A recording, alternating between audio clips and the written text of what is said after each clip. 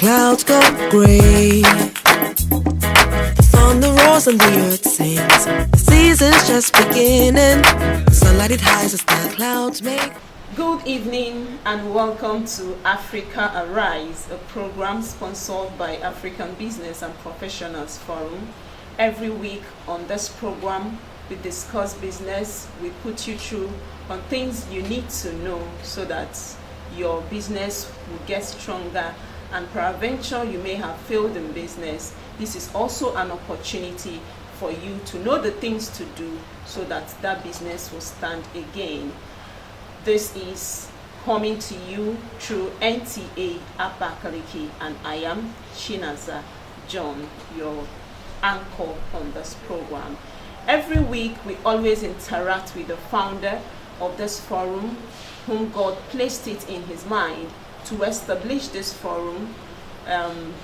He's always here talking to us on anything we need to know concerning business so that we will succeed and be the best that God wants us to be. He is the founder, the initiator of African Business and Professionals Forum, Mr. Paul Dropson. Sir, you're welcome to the program. Thank you very much. Let me say a very good evening to our cherished viewers. Thank you so much. Last time we spoke about family business, the things that make family business to succeed, and I'm so confident that you learned a lot through that program. Today we are going to look at another topic which I know will interest you a lot. You may be a civil servant. You want to venture into another business, or you already have a functional business that is working, and you also have interest in another business. What and what should you do so that that business, the new business you want to do, will start? That is what we are going to look at. I can see that you're smiling. I know you're smiling where you are because I know that that will interest you. I am a civil servant. Yeah. I've worked for years. Yeah. And I want something by the side to be doing. Yeah. Is that good in the first place? Well, thank you very much. Once again, a very good evening to your cherished viewers. To answer your question, I would ask a question. Okay. Which of course is profound of Africans. It is said that Africans like answering questions with another question. But okay. Let me be an African this evening. So the question I want to ask is that, as a civil servant, is your salary able to take care of all your needs? If your answer is yes, then I don't think this evening's program is for you. But I've not seen anybody that the salary is okay. Exactly. But if your answer is no, then this evening's program is for you. So to answer your question, is your salary sufficient enough to be able to meet all your needs? Answer the question first. Okay. For me, I would say no. So which means this program is for me and also for our viewers. Exactly. So now, I want to start off that business. Yes. Because I've looked around me. I still need money. Yes. I still need to stand. Yes. I want to make best out of my time and everything God has given to me. Yes. What should I do so that the other one shouldn't suffer? Yeah, thank you very much. The truth of the matter is that I have said this many times, that I am yet to see any law that says that if you are a civil servant or a public servant, you cannot own a private business. There is no law. I haven't seen any law in any African country. Yes. Maybe if there is one, I'm yet to see it, but I haven't seen any law like that. Of course, I do know that for certain category of people like judges, I know that of course for people like judges and so on, because of the nature of their job, they are not supposed to do anything and so on. But even for them, they can still do things in the name of other people. I'm a judge, but I may have a wife. Yes. So I may have businesses, and the business may be in the name of my wife. Yes. It's not illegal. And she's the one running it. And she's the one running it. But I'm the one putting money into it, to invest into it. Yes. You understand? So the truth is that there is no law that is against you owning something or running something even when you work somewhere else. There's no law like that. But the sad thing is that, you see, and it's part of the mindset we've been talking about. Okay. We have grown with it. When we were young, growing up, we saw our fathers and our mothers have one job. Yes, it's true. I mean, my father was a civil servant, my mother was a civil servant. My father worked for over 40 years before he came on retirement. My mother also worked for over 40 years before she came on retirement. And it was one same job. Yes. That they did year after year after year for about 40 years before they came on retirement. But the truth is that they could have done other things if they had wanted to do so. But of course, we cannot blame them.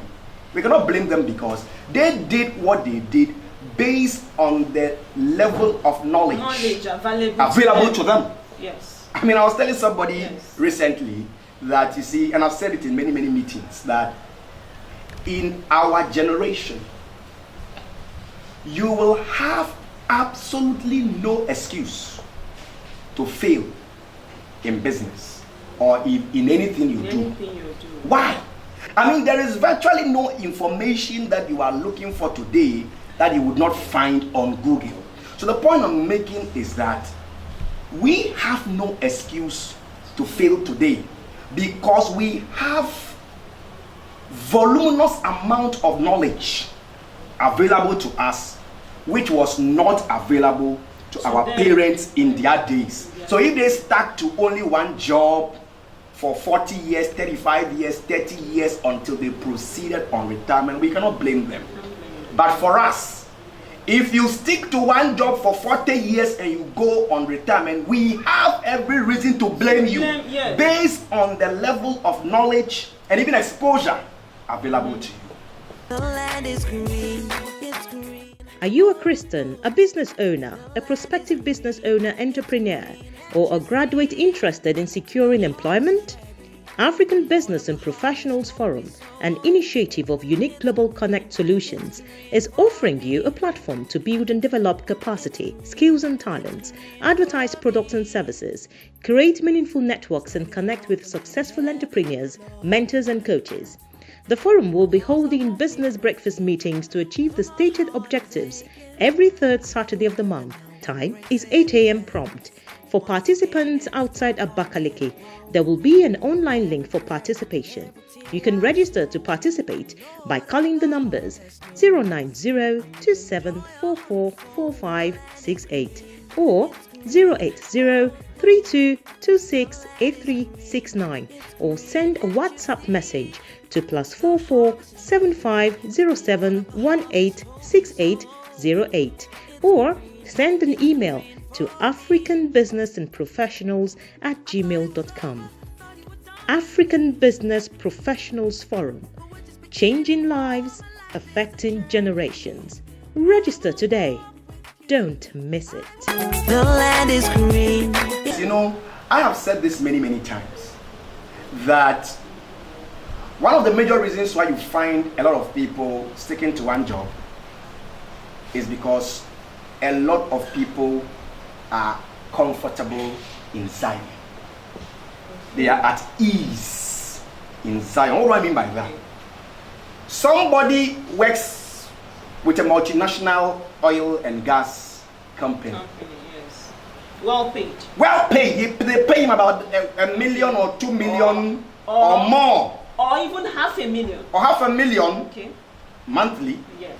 And that does not include other benefits. Other benefits, yes. Look, I had my elder sister I spoke about. Her husband, he was working with an organization years ago, and the benefits even included paying the school fees of his children. Wow.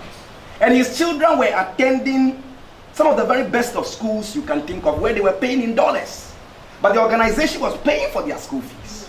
So when you find people with such jobs where they have so much benefits, their children's school fees are being paid for, they have housing allowance, they have travel allowance, they have entertainment allowance, they have vacation allowance, they have all kinds of allowances and so on, all kinds of benefits and so on.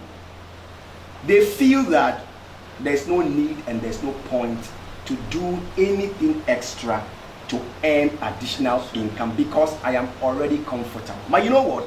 COVID-19 has made us realize that it is dangerous to have just one job. Yes. Because during the early stages of COVID-19, the IMF, International Monetary Fund, projected that about 30 million jobs was likely to be lost as a result of the outbreak of COVID-19. Even in less than 6 months, America alone had recorded about 26 million job losses. I mean, even in Africa and so on, Nigeria and other parts of Africa and so on, there are many people who lost their jobs. Even in Nigeria here, I know people that their organizations did not sack them. They did not lose their jobs, but the organization said that because of COVID, we are going to pay 30% of salary.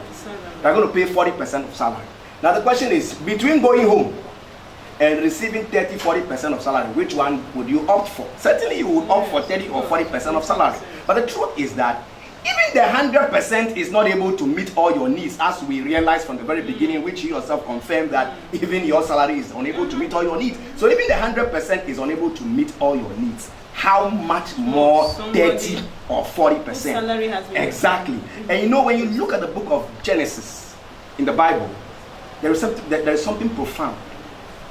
In the Bible, in the book of Genesis, you will discover that there was one stream that was watering the garden of Eden. But at a point, that one stream divided into 4 different streams. And those 4 different streams were now watering the garden. Now answer this question for me. It may be rhetorical anyway. Between one stream watering the garden and 4 streams watering the garden, which will be more effective and efficient? Of course, I would say the 4. I'm enjoying this discussion today. If you're just joining Africa Arise, we want you to arise and do something wonderful. The African Business and Professionals Forum, that is what we want you to have, that consciousness that there is no reason for you to fail. Just contact us on the number showing on your screen. We will help you. WhatsApp us on that number. Call us. We will give you any answer, just any question at all. Call. We are there. This forum is there to help you, put you through at all. Don't be afraid. And if you're a civil servant just like me, just relax. We will go on a break. We'll be right back.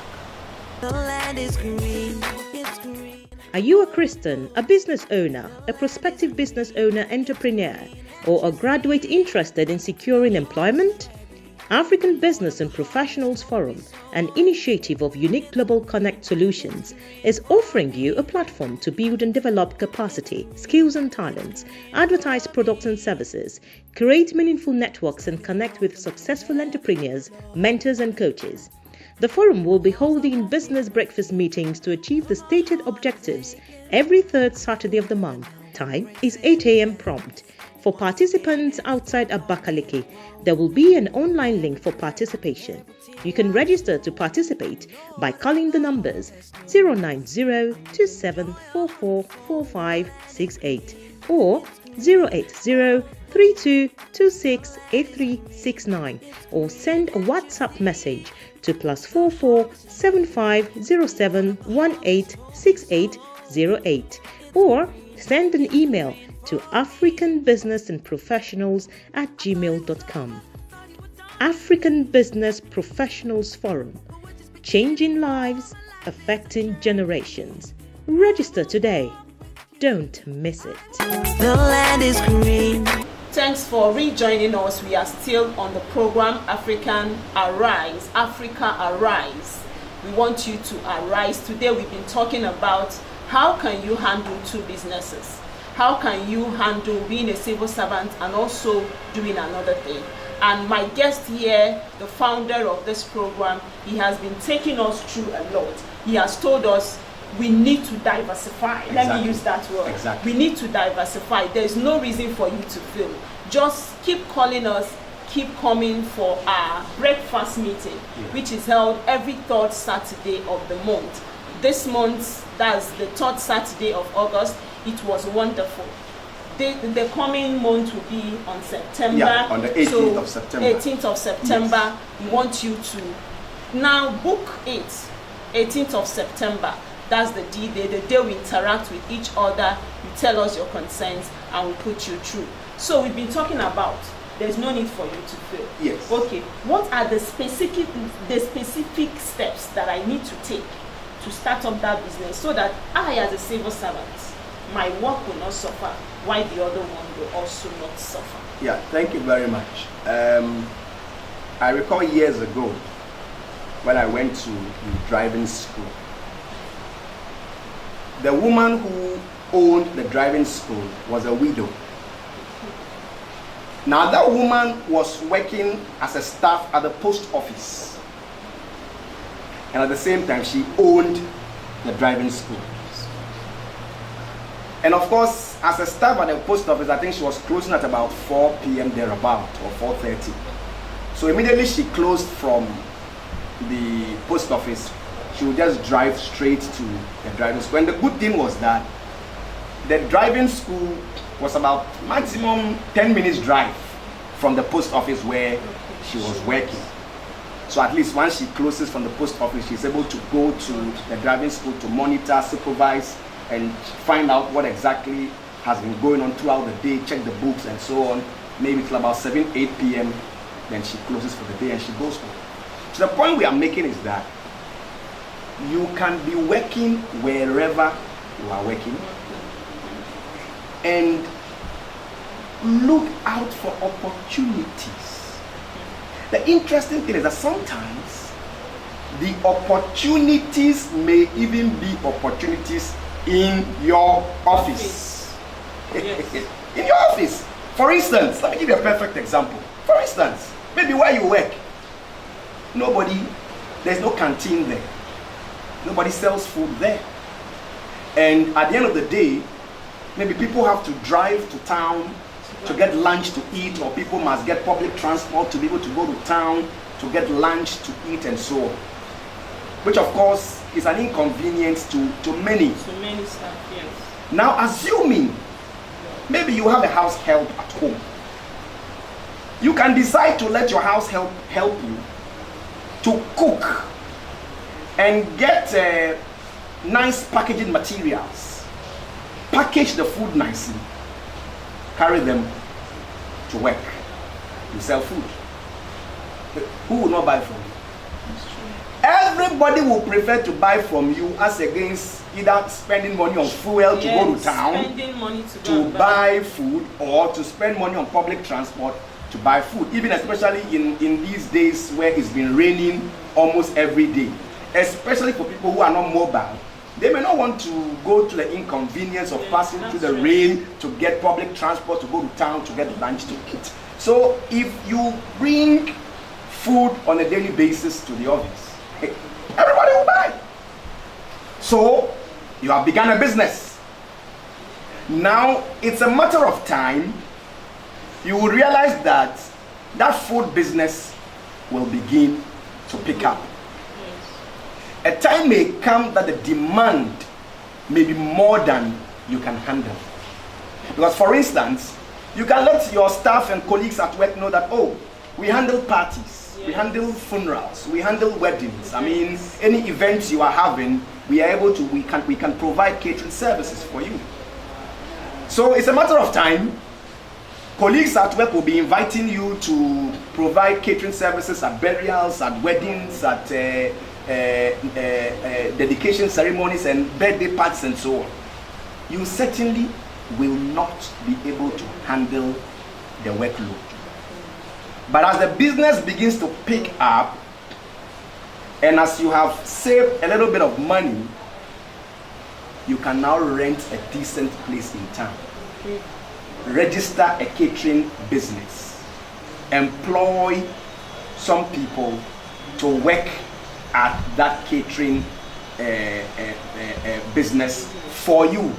So at the end of the day, you may not even be physically involved even in the cooking because you have employed people. To do. All they need to do is to make sure the food is prepared and the food is delivered before lunchtime or almost close to lunchtime.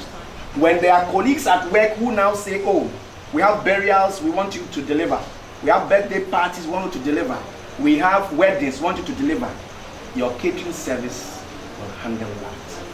So you have now gotten to a point where you are only a supervisor. Okay. You don't participate in the day-to-day cooking activities, but you supervise.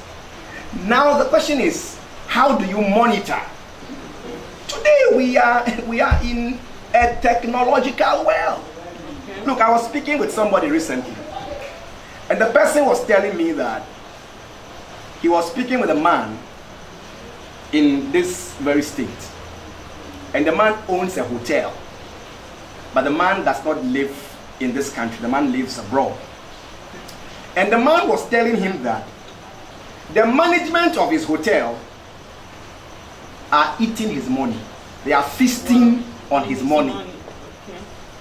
Because every month they will tell him, oh, this month only 10 people checked into the hotel. For all you know, maybe about 50 or 70 people checked into the hotel. So this guy, through his conversation with the man, told the man that, oh, I can convert your hotel into a smart hotel. Then the man asked, what do you mean by you can convert it into a smart hotel? The man said, look, I can do certain things. You would have an app installed on your phone, and anybody who checks into any room in the hotel, you will get a notification on your phone. Yes. If somebody checks into the hotel, room 101, and the person enters the room, sits or lies on the bed, after 10, 15, 20 minutes, he would get a notification that somebody has checked into room 101. Now, when the person checks out of the hotel, he will receive a notification that room 101, the person has checked out. So if at the end of the month, the management comes to tell him that, oh, we are sorry, this month only 15 people checked into the hotel, the man has a report, a comprehensive report on his phone to be able to say, you guys are lying. Yes. I know that this month 55 people checked into the hotel, and he can tell you that out of the 55 people, 5 went to room 101, 2 went to room 106, 3 went to room 207, 5 went to room 25. He can give you the breakdown. So what am I saying? With this kind of technology available, you can be anywhere in the world.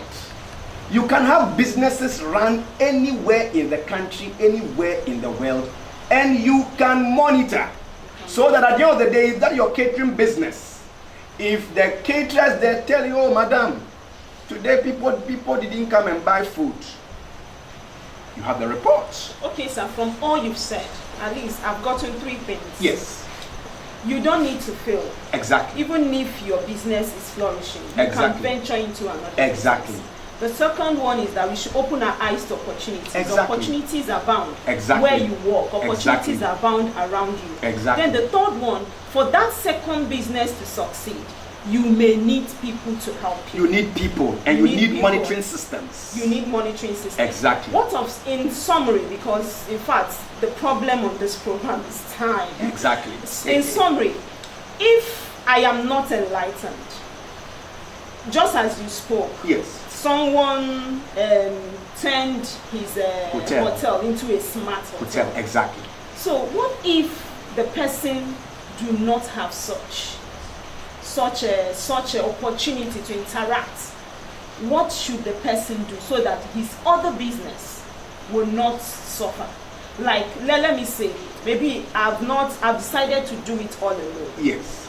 Maybe I have one person monitoring, because Yes. of course you must have someone to monitor. Exactly.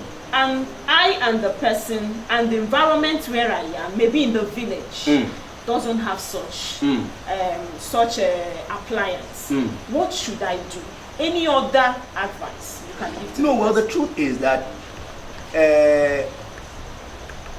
maybe the business is in the village. even if it's in the village, Yes, you can monitor. you can monitor. How?